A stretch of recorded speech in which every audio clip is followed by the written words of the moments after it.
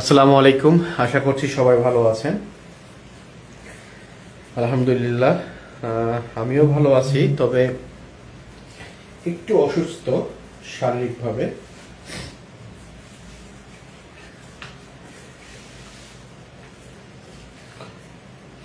আপনারা ক্লাসে সবাই জয়েন করুন।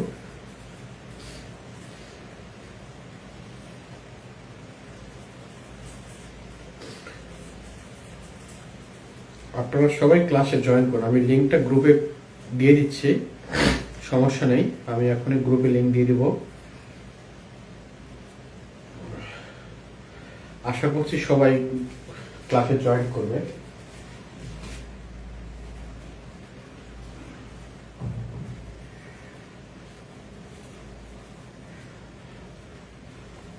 হ্যাঁ, সবাই ক্লাসে জয়েন করুন প্লিজ। আমি গ্রুপে লিঙ্ক দিয়ে দিচ্ছি।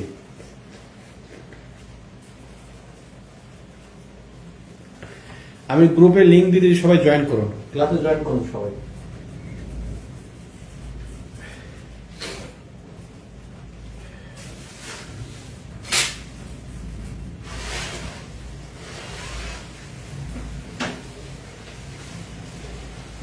হ্যাঁ, সবাই জয়েন করুন গ্রুপে, ক্লাসে জয়েন করুন সবাই।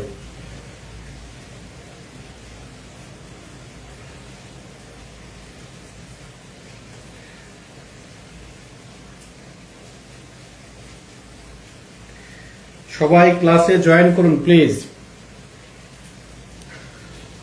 আচ্ছা,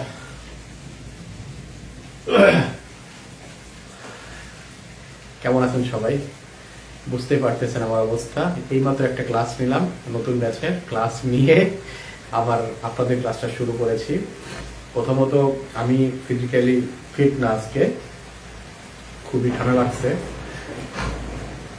খুবই ঠান্ডা লাগতেছে আমার। আমার ঠান্ডা লাগছে বলতে হাসি আর কাশির ব্যাপারটা, সর্দির। দ্বিতীয়ত বাইরের অবস্থা খুব একটা ভালো না, কিছুক্ষণ পরপরই বাস করতেছে এবং ঝড় বৃষ্টি শুরু হয়ে গেছে। অন্য কোনো মুহূর্তে ক্লাসটা আমি পোস্টপন্ড করতাম, স্থগিত করতাম, কিন্তু যেহেতু আপনাদের ক্লাস নেওয়া হচ্ছে না কয়েকদিন, অনেকদিন হলে ক্লাস নেওয়া হচ্ছে না, এবং মানে আজকে যদি আবার বলি সিচুয়েশন আপনাদের বোঝাতে পারবো না যে আসলে কোন সিচুয়েশনে ক্লাসগুলো আসলে আমি অফ করি। তো সেই জায়গা থেকে মূলত ক্লাসে আসা, যতটুকু পারি ততটুকু পড়াই, বাকিটা দেখা যাবে ইনশাআল্লাহ, সমস্যা নেই। ঠিক আছে, ওকে। একটা জিনিস দেখুন,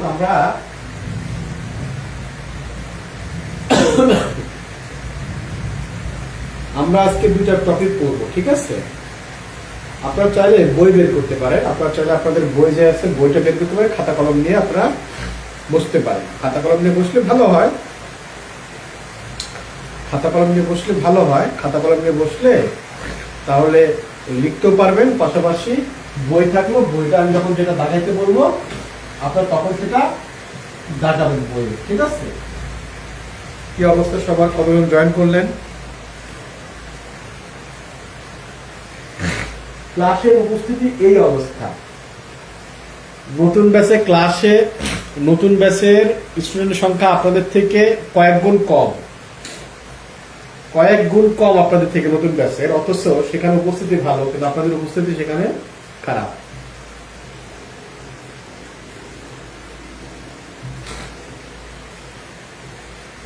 এই উপস্থিতি বলেন কি করব?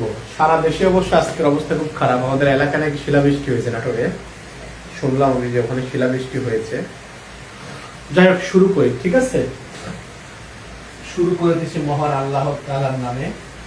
শুরু করি। আমার এখানে ফোন আছে, আপনারা কারো কোনো সমস্যা থাকলে অবশ্যই কমেন্ট করবেন, আমি কমেন্টগুলো দেখবো, সমস্যা নেই, ঠিক আছে? ওকে, আমরা শুরু করি, রোমান্টিসিজম দিয়ে শুরু করি। হ্যাঁ, আমার মার্কারে কালি ছিল না, অথচ এখন কত ভালো একটা মার্কার পেয়ে গেছি। ওকে, দেখুন, আমরা সভ্যতা এগুলো সব শেষ করেছিলাম। আর একটা কথা বলি, আগামীকাল কিন্তু আপনাদের পরীক্ষা আছে। পরীক্ষাগুলো একদম নতুন করে, নতুন ভাবেই নেওয়া হবে দুইটা টপিকের উপরে। দুইটা টপিক, একটা হচ্ছে প্রাগ ঐতিহাসিক, আর একটা হচ্ছে মিশরীয় সভ্যতা এবং শিল্পকলা। এই দুইটার উপরে ভিত্তি করে আগামীকাল কিন্তু রাত 9:30 আপনাদের পরীক্ষা আছে। আপনারা একটু পরীক্ষা অংশগ্রহণ করবেন, ঠিক আছে? আচ্ছা, একটা জিনিস দেখুন,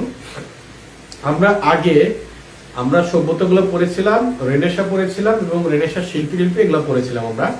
আজকে আমরা পড়বো রোমান্টিসিজম আর হলো ইমপ্রেশনিজম। তারপরে আমরা পোস্ট ইমপ্রেশনিজম পড়বো, আর পোস্ট ইমপ্রেশনিজমের শিল্পী ভ্যান গগকে নিয়ে আমরা পড়াশোনা করব, ঠিক আছে? ভ্যান গগ, তারপরে হলো আপনার এই যে কে বলে এটা মানে শিল্পী নাম যেন কি ভুলে গেলাম, ভ্যান গগ আর হলো পল সেজানকে নিয়ে আমরা পড়াশোনা করব, ঠিক আছে? ওকে, আমরা রোমান্টিসিজমে দেখুন একটা কথা বলি, সবকিছু বইয়ে আছে, তাহলে আমি ক্লাস কেন নিচ্ছি? ক্লাস নিচ্ছি এই কারণে যে ক্লাসে কিছু তথ্য আপনাদেরকে দেবো এবং জিনিসটা আপনাদেরকে বুঝাবো। মূলত বই পড়ে আপনারা অনেকেই বুঝতে নাও পারতে পারেন, কিন্তু ক্লাসটা দেখে আপনার কি হবে, আপনার মূল গল্পটা জানবেন, বিষয়টা বুঝবেন যে আসলে এই জায়গায় কি ঘটেছে বা এই বিষয়বস্তুটা আসলে কি হচ্ছিল বা রোমান্টিসিজম আসলে কি এই জায়গাগুলোতে, আপনারা এটা একটু মানে অনেকটা বুঝতে পারবেন এই জিনিসটা। দেখুন,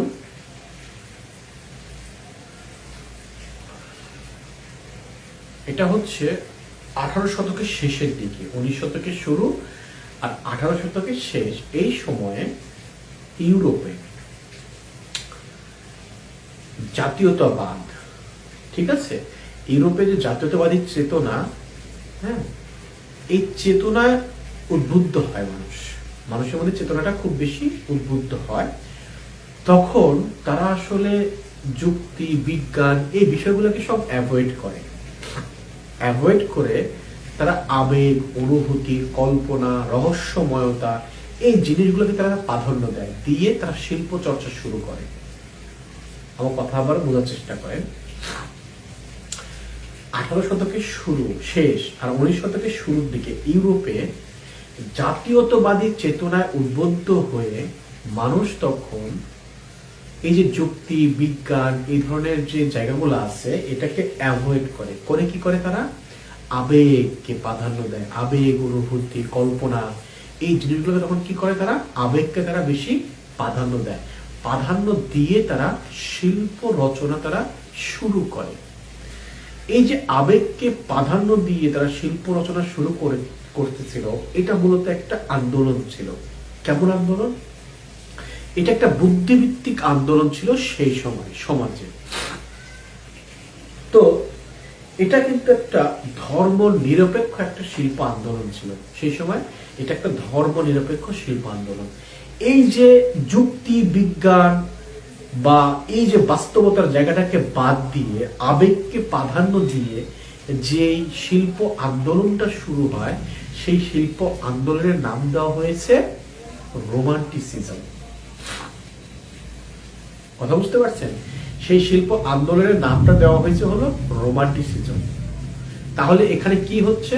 এখানে যুক্তি, তর্ক বা আপনার বাস্তবতা এটাকে পরিহার করা হয়েছে। কোথায়? রোমান্টিসিজমে পরিহার করে এখানে আবেগকে বেশি প্রাধান্য দেওয়া হয়েছে, ইমোশন।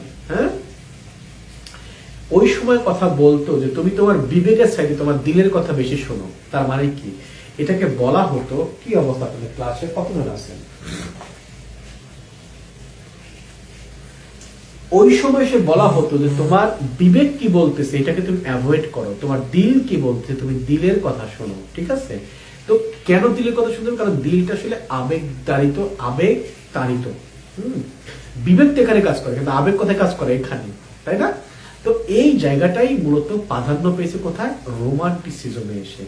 এই সময়কালটা বলা হচ্ছে আপনার 1750 থেকে 1850 বা এক্সাক্ট বলতে গেলে 1800 থেকে 1840 যে সময়কাল, এই সময়কালটার কথা বলা হচ্ছে।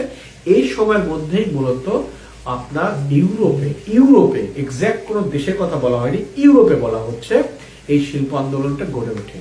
মোটামুটি এই শিল্প আন্দোলনটা জার্মান, ফ্রান্স, স্পেন, হ্যাঁ, তারপরে ইংল্যান্ড এই অঞ্চলগুলোতে ছড়িয়ে পড়ে এই রোমান্টিসিজম শিল্প আন্দোলনটা, ঠিক আছে? আশা করি রোমান্টিসিজম শিল্প আন্দোলনের মূল উপজীব্য বিষয়টা আপনারা বুঝতে পেরেছেন। একটা কথা কি জানেন, বিষয়বস্তু কেমন ছিল এই শিল্পকর্মের? আমরা আসলে দেখেন একটা কথা বলে, আমরা পড়তেছি শিল্প কলার ইতিহাস, তার মানে এখানে সেই সময়ের শিল্পগুলো কেমন ছিল, সেই সময়ের চিত্রকর্মগুলো কেমন ছিল, এটার উপর ভিত্তি করেই কিন্তু এর ভিন্নতা খুঁজতে হবে আমাদেরকে। আমরা কোথায় পাবো? আমাদের এখানে একটা ইতিহাস তৈরি হবে কার উপর ভিত্তি করে? আমরা যে ইতিহাসটা লিখবো এটা কার উপর ভিত্তি তৈরি হবে? শিল্পকর্মের উপর ভিত্তি করে। তাহলে আগের শিল্পকর্ম কেমন ছিল, পরবর্তী শিল্পকর্ম এসে কেমন হলো, এই দুইটার পার্থক্য আমাদেরকে বুঝতে হবে। যদি আমরা বুঝতে পারি তাহলে শিল্পকলার ইতিহাস আমাদের জন্য অনেক বেশি সহজ হয়ে যাবে। কেন বলতেছি এই কথা? এই কথা এই জন্যই বলতেছি যে কিছু বোরিং আলোচনা আছে শিল্পকর্ম নিয়ে। এই বোরিং আলোচনাগুলোর মধ্যে একটু ঢুকতে হবে। যখন আপনি ঢুকতে পারবেন তখন দেখবেন এটা আপনার জন্য আরো কত সহজ হয়ে গেছে। যদি আপনি কম্পেয়ার করতে পারেন যে আগের এবং পরের বা ভবিষ্যতে যে শিল্পকর্মগুলা কোন বৈশিষ্ট্য ছিল, কেমন রং ব্যবহার করত, কি স্টাইলে আঁকতো, টোনগুলা কেমন ছিল, স্ট্রোকগুলা কেমন ছিল, এগুলো যদি আপনি যদি পার্থক্য করতে পারেন তাহলে দেখবেন যে একটা থেকে আরেকটা আপনি খুব সহজে আলাদা করে ফেলতে পারছেন।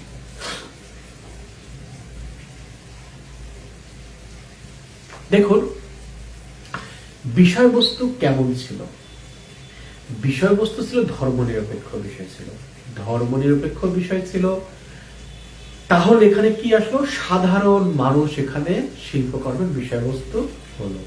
সাধারণ মানুষ যেমন হলো কাব্য সাহিত্য, তারপর আপনার পৌরাণিক, যুদ্ধ, জাতীয়তাবাদ, এই যে বিষয়গুলো এগুলাকে তখন কি করা হলো? বিভিন্ন রকম